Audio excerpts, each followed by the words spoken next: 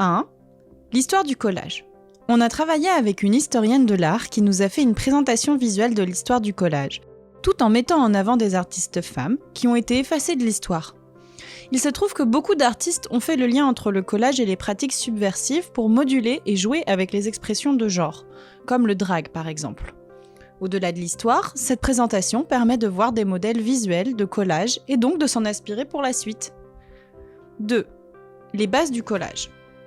Chaque pratique artistique a des fondements que l'on essaie de transmettre aux personnes avant qu'elles ne se lancent dans la création. C'est comme donner les outils et leur mode d'emploi avant de bricoler.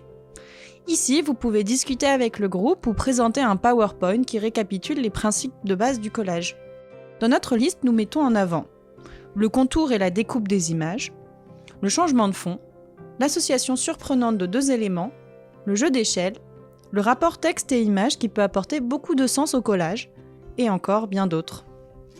Échauffement.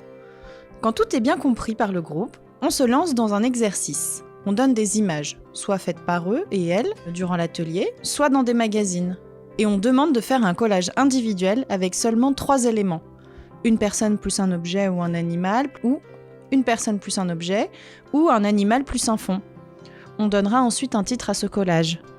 Le choix des titres peut être discuté en groupe pour jouer avec le sens des images et mieux comprendre le lien entre texte et image. 4. Le collage. C'est enfin le moment de se lancer dans sa propre création pour au moins 40 minutes, voire 1 heure. Le but est de créer une image associée à un mot ou une question que les personnes se posent sur le genre. N'hésitez pas à donner des contraintes au groupe, c'est plus rassurant. Par exemple, que des images noires et blancs, seulement 3 éléments combinés, écriture avec des typographies imprimées, etc., etc. Tout est possible. 5. Exposition et discussion.